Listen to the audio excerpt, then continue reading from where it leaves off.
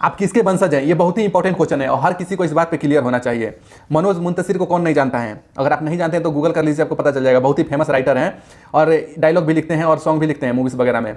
तो ये जो केसरी मूवी का गाना था तेरी मिट्टी, मेरा पर्सनली फेवरेट है, उन्होंने ही लिखा था। रस के कमर, वो तो याद ही होगा, वो भी उन्होंने ही लिखा था। और बाहुबली का वो डायलॉग है ना, देवसेना औरत पे हाथ डालने वाले का उंगली नहीं काटते, काटते हैं गला, वो डायलॉग भी उन्होंने ही लिखा था। तो चचा ने ट्विटर पे एक वीडियो का ट्रेलर रिलीज किया था, जिसके बाद लिब्रांडो में हंगामा मच गया। और इस वीडियो में उन्होंने वही बातें कही थी जो कि हम नेशनलिस्ट लोग बरसों से करते आ रहे हैं, लेकिन कोई उस पर ध्यान नहीं देता है।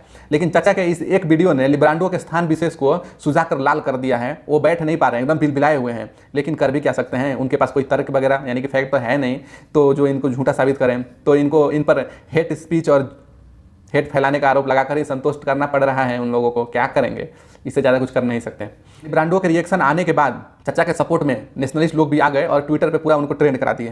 तो क्या सा ट्रेलर आप भी देख लीजिए। पिछली कई सदियों से हमने अपने इतिहास की जमीनें लावारिस छोड़ रखी हैं। हम इस हद तक ब्रेन वॉश्ड हो गए कि अचानक हमारी प्री प्राइमरी टेक्स्ट बुक में गा से गणेश हटा के गा से गधा लिख दिया गया और हमारे माथे पर बल तक नहीं पड़ा। हमारे घर तक आने वाली सड़कों के नाम भी किसी अकबर, हुमायूं, जहांगीर जैसे ग्लोरीफाइड डकैत के नाम पर रख दिए गए और हम रिबन काटते हुए मौका परस्त नेताओं को देखकर तालियां बजाते रहे। चित्तौड़गढ़ में 30,000 सिविलियंस को जिहाद के नाम पर काट डालने वाला आदर्श राजा था। आगरे के किले के सामने मीना बाजार लगवाने वाला जिल्ले इलाही था। जिल्ले इलाही यानी खुदा की परछाई। ये कौन सा खुदा है जिसकी परछाई इतनी काली है? अपने हीरोज और विलेंस जात पात से ऊपर उठकर चुनिए, जो इस महान देश की परंपरा है। रावण कौन था?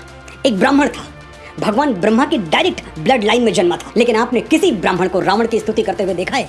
अगर आप पूरा वीडियो देखना चाहते हैं तो उनके ऑफिशियल यूट्यूब चैनल पे जाकर देख सकते हैं, लिंक डिस्क्रिप्शन में दे दिया गया, आपको ज़्यादा मेहनत करने की जरूरत नहीं पड़ेगी। तो इस वीडियो में चचा ने मुगलों के जो काले कारनामे हैं, जिस पे हमेशा से पर्दा डाला गया है, उसका पर्दाफाश किया है और मानवता को झकझोर देने वाली जो इनके दुष्कर्म और कुरीतियाँ हैं उनको एक्सपोज किया है। इनके जघन्य अपराध जो हैं, जो हमारे भारत में किए, हिंदुओं पर किए, उन सबको इस वीडियो में बताया गया है। तो अब तक हमारे टेक्स्ट बुक्स में जो कुछ भी पढ़ाया जा रहा था वो सब सिलेबस इन लिब्रांडो द्वारा ही लिखा गया है और एनसीईआरटी के सारे बुक्स इनके द्वारा ही लिखा गया है, जो कि बिना किसी रिसर्च और बिना किसी फैक्ट के एक फिक्शन स्टोरी जैसा है, जिसपे कि मुगलों का महिमा मंडन किया गया है, विदेशियों का ही महिमा मंडन किया गया है, जो कि बिल्कुल सत्य नहीं है। और हमारे जितने भी बड़े बड़े महाराजा सूरवीर थे, महाराज शिवाजी महाराज हो गए, महाराणा प्रताप हो गए, छत्रसाल हो गए, पृथ्वीराज चौहान हो गए, सुहेलदेव हो गए, इन जैसे महान जो हमारे राजा थे उनके बारे में कुछ भी नहीं बताया गया है। और ऐसा लिखा गया है इन बुक्स को कि हमारे जो युवा पीढ़ी है, हमारे जो बच्चे हैं, उनके दिमाग में अपने इतिहास को लेकर हीन भावना पैदा हो, इसीलिए इन सब बुक्स को लिखी गई है। अब ये लिब्रांडो वही है जो 62 के युद्ध में चीन का साथ दे रहे थे और आज भी इनका जो ये प्रोपेगेंडा है दिख जाता है, हमेशा ये देश विरोधी एलिमेंट्स का ही साथ देते हैं। हम देश को तोड़ने वाले तत्व हैं, वो लोग इनको फंडिंग करते हैं और ये उनके तलबे चाटते हैं। अगर हमारे देश के पहले एजुकेशन मिनिस्टर की बात करें तो वो एक मदरसा छाप था, उसके पास कोई एजुकेशन क्वालिफिकेशन नहीं था। अगर आप उसके एजुकेशन क्वालिफिकेशन के नाम पे देखें तो वो सिर्फ मदरसा गया था और कुछ नहीं। और ये जितने भी उसके बाद से एजुकेशन मिनिस्टर हुए हैं सब वही हुए हैं, आप लिस्ट देखिए। इनसे क्या ही उम्मीद किया जा सकता है? ये सब साले खुद को बाबर की औलादे मानते थे, तो मुगलों का ही महिमा मंडन करेंगे, ये भी एक फैक्ट है। और ये जो पहला एजुकेशन मिनिस्टर है आप देख रहे हैं ना, इसने देश को तोड़ने में कोई कसर नहीं छोड़ी थी। जो कमेटी बनी थी मुसलमानों को अलग देश लेने के लिए, उसमें ये शामिल था। जीना का पूरा मदद किया था ये। और इसके हिसाब से जितने इंपॉर्टेंट सिटीज़ थे जहाँ पे उस समय मुसलमानों की जनसंख्या ज़्यादा थी, उन सबको ये अलग अलग करके पाकिस्तान में मिलाने की बात कर रहा था, या फिर उनको अलग स्टेट बनाने की बात कर रहा था जहाँ पे कि शरिया कानून लागू होगा। लेकिन जब बंटवारा हो गया तो ये उधर नहीं गया, ये यहीं पर रह गया और इस देश को बर्बाद करने में कोई कसर नहीं छोड़ी। पूरा एजुकेशन सिस्टम ही हमारा बर्बाद कर दिया और ऐसे मुगलों का महिमा मंडन हमारे टेक्स्ट बुक्स में भर दी गई। ये जो मनोज चाचा का वीडियो आया ना, इसमें इन्होंने बहुत अच्छी बात कही है। मुगल तो लुटेरे थे, लूटने आए थे, उनको पता चला यहाँ पे इतना सारा धन है, हम इसको ले जाकर वहाँ करेंगे भी क्या। वहाँ पे सालों के पास कुछ था नहीं, लुटेरे तो थे, एक झोपड़ी उपड़ी लगा कर रहते थे और यहाँ पे लूटने आए थे, तो सोचे कि यहीं पे रह जाते, तो यहीं पे लूटे, हमारा धन लेकर हमारे घर में आ गए और हमें ही निकाल दिया और बोर्ड लगा दिया मुगल, और हमारे ऊपर ही हुक्म चलाने लगे और फिर बन गए महान। ये कौन सा महान है भाई? डाकू हो, डकैत ही रहोगे, महान नहीं हो कोई।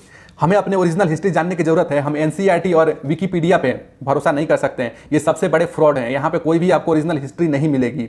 नीरज अत्री के बारे में अगर आपको नहीं पता है तो आप गूगल करके देख लीजिए, उन्होंने कई सारे आरटीएस लगाए हैं गवर्नमेंट को इन सारे बुक्स के फैक्ट के लिए। एनसीईआरटी की तरफ से कोई भी संतोषजनक जवाब नहीं मिला है। उनका जवाब में यही रहता है कि ये सारे बुक्स जो हैं जेएनयू के प्रोफेसर ने लिखे हैं और उन्होंने जवाब के लिए उनके पास अर्जी दी हुई है, लेकिन वहाँ से भी कोई भी फैक्ट नहीं आता है। कोई भी हिस्टोरियन जो हैं बुक्स लिखे हैं उनको सही से हिंदी तक पढ़ना नहीं आता, वो हमारे संस्कृत के वेदों का जो वर्ष वगैरह हैं उनको कोट करके उनका गलत मीनिंग निकाल के सारे बुक्स में दिए हुए हैं। सालों जब तुमको हिंदी नहीं आता संस्कृत कहाँ से पढ़ोगे? जब संस्कृत पढ़ोगे नहीं उसका मीनिंग तुमको कैसे पता चलेगा? हद है भाई, ऐसा कुछ भी छाप दो, यही चलता आ रहा है भाई आज तक हमारे देश में। और ये जवाब के नाम पे इनके पास कोई भी फैक्ट नहीं होता है, तो ये जवाब देते ही नहीं है।